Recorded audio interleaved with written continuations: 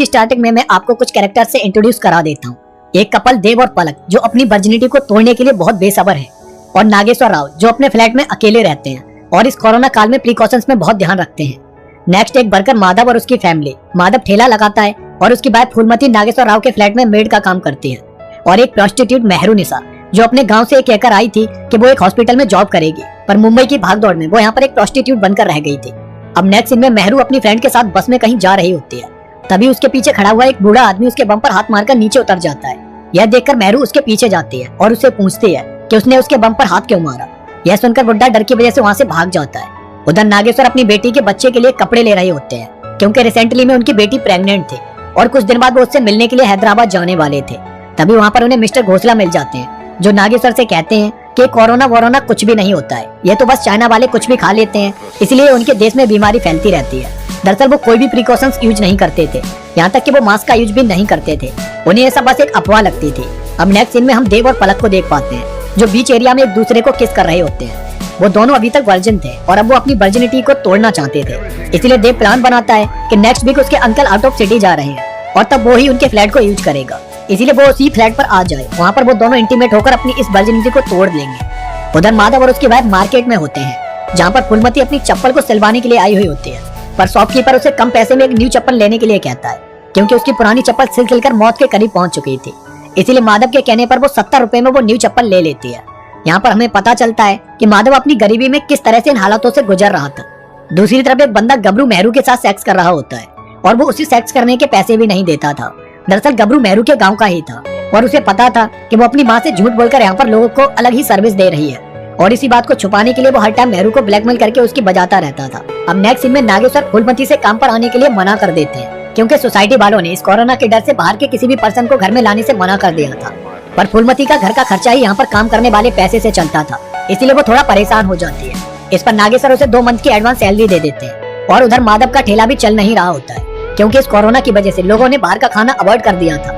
ऊपर से कर्ज वाले उसके सर पर नाचते रहते थे। इस पर माधव उनसे हाथ जोड़कर थोड़ा और टाइम मांग लेता है उनका पैसा लौटाने के लिए। उसके बाद नेक्स्ट सीन में हम सोसाइटी में एक और लड़की मून को देख पाते हैं, जो कि पायलट होती है, और वो सिक्योरिटी गार्ड पर गुस्सा हो रही होती है, क्योंकि देव के अंकल अपनी कार को उसकी पार्किंग में लगाकर चले गए थे। तभी वहाँ पर देव आ जाता है और वो अपने अंकल की कार को दूसरी पार्किंग में लगवा देता है। इससे मून और देव के बीच दोस्ती हो जाती है, क्योंकि देव काफी साई नेचर का बंदा था, इसलिए मून को वो पसंद आता है। अब लोगों की स्मूथ चलने वाली लाइफ में अचानक से एक बॉम्ब फट जाता है और न्यूज पर खबर आती है कि इंडिया में 21 दिनों तक लॉकडाउन लग रहा है। यह खबर सुनने के बाद से सारे लोग पैनिक हो जाते हैं। मेहरू का डीलर टीपू आकर उसे इस बात की खबर देता है और ये सुनकर वो भी सैड हो जाती है, क्योंकि उसका धंधा इस लॉकडाउन में चलना बहुत ही मुश्किल था। उधर पलक आज देव के फ्लैट पर जाने के लिए रेडी हो रही होती है, पर तभी उसे अपनी माँ से पता चलता है कि इंडिया में लॉकडाउन लग चुका है और वो कहीं भी बाहर नहीं जा सकती है। अब ये सुनकर वो भी बहुत दुखी हो जाती है। उधर नागेश्वर की फ्लाइट कैंसिल होने से वो भी परेशान हो जाते हैं और वो हैदराबाद नहीं निकल पाते हैं, और हैदराबाद जाने के चक्कर में उन्होंने अपना सारा राशन भी खर्च कर लिया होता है, इसलिए अब उन्हें एक लंबी सी लाइन में खड़े होकर राशन लेना पड़ता है। उधर ये सुनकर माधव की हालत और ज्यादा खराब हो जाती है, क्योंकि अब वो दोनों काम पर भी नहीं जा सकते थे और उनके पास पेट भरने के लिए भी ज्यादा पैसे नहीं बचे थे। पर उन्हें उम्मीद थी कि 21 दिन का लॉकडाउन हटने के बाद सब ठीक हो जाएगा, तब तक वो कैसे भी मैनेज कर लेंगे। और जब नेक्स्ट डे माधव राशन लेने जाता है तो वहाँ पर उसके कर्जदार आ जाते हैं और माधव के सारे पैसे छीन कर ले जाते हैं। इससे अब उसके पास राशन लेने के लिए भी पैसे नहीं बचते हैं। वो उनके सामने बहुत गिड़गिड़ाता है, पर वो उसकी कोई भी बात नहीं सुनते हैं, और इसलिए माधव को अपने घर की टीवी बेचनी पड़ती है ताकि उससे वो अपने बच्चों के पेट को भर सके। तभी उसे पता चलता है कि उसके स्लम एरिया से कुछ लोग पैदल ही अपने गाँव के लिए निकल रहे हैं, क्योंकि लॉकडाउन की वजह से वहाँ पर कोई भी वाहन नहीं चल रहे थे। उन लोगों ने फैसला किया था कि यहाँ पर भूख से मरने से तो अच्छा है वो अपने गाँव चले जाए। उधर मेहरू के पास कोई भी बंदा आ ही नहीं रहा होता है, जिससे उन लोगों का काम बिल्कुल डाउन पड़ जाता है और उन्हें इनकम भी नहीं हो पाती है। इसलिए टीपू उन्हें फोन सेक्स करने के लिए कहता है, जिसके लिए उन्हें 200 रुपए पर पर्सन मिलने वाले थे। और तभी एक बूढ़े अंकल से मेहरू फोन पर बात करती है और उन्हें बाथरूम में ही फ्री करा देती है। नेक्स्ट सीन में नागेश्वर मिस्टर घोसले को मास्क लगाने की सलाह देते हैं, क्योंकि day by day corona cases बढ़ते ही जा रहे थे। पर मिस्टर घोसला पर कोई भी फर्क नहीं पड़ता है, बल्कि वो तो नागेश्वर का मजाक और बनाते हैं कि वो इतना ज्यादा प्रिकॉशंस क्यों यूज करता है। उधर माधव अपनी फैमिली के साथ बस्ती के लोगों के साथ गाँव के लिए निकल पड़ता है। उन्हें 1000 किलोमीटर की दूरी को पैदल पूरा करना था, जिसके लिए उन्हें डेली 40 से 50 किलोमीटर चलना था।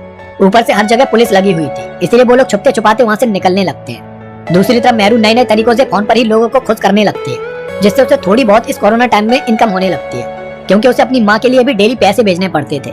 दूसरी तरफ नागेश्वर के पास उनकी सोसाइटी का एक सिक्योरिटी गार्ड आता है और उन्हें बताता है कि मिस्टर घोसला को कोरोना हो गया है, इसलिए सारे लोगों का कोरोना टेस्ट करना पड़ेगा। यह सुनकर नागेश्वर थोड़ा डर जाते हैं और उसके बाद सबका कोरोना टेस्ट किया जाता है, जिसकी रिपोर्ट 2 दिन बाद आने वाली थी। दूसरी तरफ माधव और उसकी बात पैदल चलते चलते बहुत थक जाते हैं और तभी फूलमती के पैर छिलने से उससे चला नहीं जाता है, पर माधव उसे हिम्मत करके चलने के लिए कहता है और वो लोग एक जगह रुककर पानी पीने लगते हैं, जहाँ पर उसके साथ के कुछ लोग फूलमती को गंदी नजरों से देखने लगते हैं। उधर मेहरू अपने रूम में कई सारे कस्टमर के साथ वीडियो कॉल पर डांस कर रही होती है, क्योंकि उसे कैसे भी करके इस लॉकडाउन में पैसे कमाने थे ताकि वो टाइम पर अपनी माँ के लिए पैसे भेज सके। नेक्स्ट डे नागेश्वर को पता चलता है कि मिस्टर घोसला की कोरोना की वजह से मौत हो गई है और ये सुनने के बाद उनका डर अब और ज्यादा बढ़ जाता है। उधर पलक अपनी फ्रेंड से मिलने का बहाना करके देव से मिलने के लिए जा रही होती है, पर तभी उसके डैड वहाँ पर आ जाते हैं और वो उसे बाहर जाने से मना कर देते हैं, क्योंकि बाहर पुलिस लाठियां फेंककर लोगों की सुझा रही होती है। और दूसरी तरफ माधव को एक ठेला गाड़ी मिल जाती है, जिसे वो लेकर अपने सारे सामान को उस पर रख लेता है, जिसके बाद उसके कंधों को थोड़ा आराम मिल जाता है। अब काफी देर चलने के बाद रात हो जाती है और वो सारे लोग एक खाली होटल के बाहर सो जाते हैं, जहाँ पर एक बूढ़ा आदमी प्रेम किशोर फूलमती को सोते हुए गंदी नजरों से ताक रहा होता है। और जब वो जाग जाती है तो वो बहाना करके वहाँ से चला जाता है। उधर टीपू मेहरू के पास एक कस्टमर को लेकर आता है, जो किसी पॉलिटिकल पार्टी का लीडर होता है, और वो मेहरू को अपनी एम्बुलेंस में ले जाता है। यहाँ पर लोग एम्बुलेंस नहीं मिलने से मर रहे थे और ये पार्टी लीडर्स एम्बुलेंस का यूज करके गेम बजा रहे थे। उधर नागेश्वर की कोरोना रिपोर्ट नेगेटिव आती है, इसलिए वो बहुत खुश होते हैं और खुश होकर अपनी डॉटर को इस बारे में बता देते हैं और उसे लॉकडाउन खत्म होने के बाद उसके पास आने का प्रॉमिस करते हैं। पर नेक्स्ट डे पता चलता है कि दूसरा लॉकडाउन लग चुका है। अब इसके बाद से तो लोगों की हालत और ज्यादा खराब होने लगती है और नागेश्वर अपने फ्रेंड से कुछ जुगाड़ करने के लिए कहते हैं, जिससे वो यहाँ से निकलकर हैदराबाद जा सके। तब उनका फ्रेंड उन्हें पास दिलवाने में उनकी मदद करता है, जिसके बाद वो खुद की कार से हैदराबाद जा सकते थे। दूसरी तरफ टीपू अपनी छोकरी लोगों को बताता है कि तितली का दाम लग चुका है। दरअसल तितली एक माइनर लड़की थी, जिसे टीपू एक बड़े आदमी को नेक्स्ट डे बेचने वाला था, क्योंकि उसे बहुत अच्छे दाम मिल रहे थे। उधर रात को 1 बजे देव पलक से वीडियो कॉल पर बात कर रहा होता है, तभी उसके पास मून की कॉल आ जाती है और उसकी वजह से उन दोनों के बीच झगड़ा हो जाता है। और अगले ही पल मून देव के फ्लैट पर आ जाती है। वो वहाँ पर उसका चार्जर लेने आई थी, क्योंकि उसे एक इम्पोर्टेंट मीटिंग ज्वाइन करनी थी और उसका चार्जर काम नहीं कर रहा था। अब नेक्स्ट सीन में माधव की बेटी को बाथरूम लगता है, इसलिए वो साइड में उसे बाथरूम कराने के लिए लेकर जाता है। और तभी फूलमती के पास प्रेम किशोर आकर अपने साथ एक रात बिताने के लिए उससे कहने लगता है, पर फूलमती उसे गुस्से में वहाँ से भगा देती है। और जब इस बारे में माधव को पता चलता है तो वो सबके सामने प्रेम किशोर को मारने लगता है, पर प्रेम किशोर उल्टा फूलमती पर ही इल्जाम लगाकर उसे बुरा बोलने लगता है। साथ ही वो अपने लोगों से माधव को भी पिटवाता है और उसे वहीं पर छोड़कर वो लोग निकल जाते हैं। इसलिए वो बेचारे अकेले ही गांव के लिए अब निकल पड़ते हैं, जहाँ रास्ते में उन्हें बहुत तेज भूख लगती है, पर उनके पास कुछ भी खाने के लिए नहीं होता है। तभी उन्हें एक आदमी के पास कुछ सड़े हुए केले मिल जाते हैं और वो लोग मजबूरी में उसी से अपनी भूख शांत करने की कोशिश करते हैं। उधर नागेश्वर भी अपना खाने का सामान लेकर अपनी कार से हैदराबाद के लिए निकल पड़ते हैं, जहाँ वो रात को एक पेट्रोल पंप पर रुकते हैं और वो वहाँ पर अपनी डॉटर को बताते नहीं है कि वो उसके पास आ रहे हैं, क्योंकि वो उसे सरप्राइज देना चाहते थे। दूसरी तरफ चोल में सारी लड़कियों से खाने पीने के लिए चंदा इकट्ठा किया जा रहा होता है और जब मेहरू अपने पर्स में से पैसे निकालने जाती है तो वहाँ पर उसका पर्स चोरी हो चुका होता है। इसीलिए मेहरू रोने लगती है, क्योंकि उसमें उसकी अब तक की सारी कमाई थी।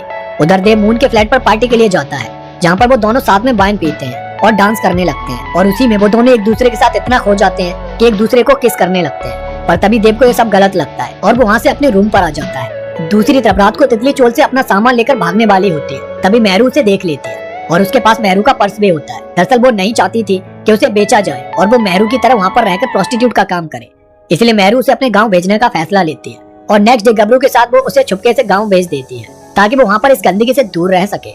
दूसरी तरफ मून देव के पास आती है और रात जो कुछ भी उनके बीच हुआ था उसके लिए वो माफी मांगती है। तभी वहाँ पर देव की गर्लफ्रेंड पलक आ जाती है और उसे देखकर मून साइड में छुप जाती है।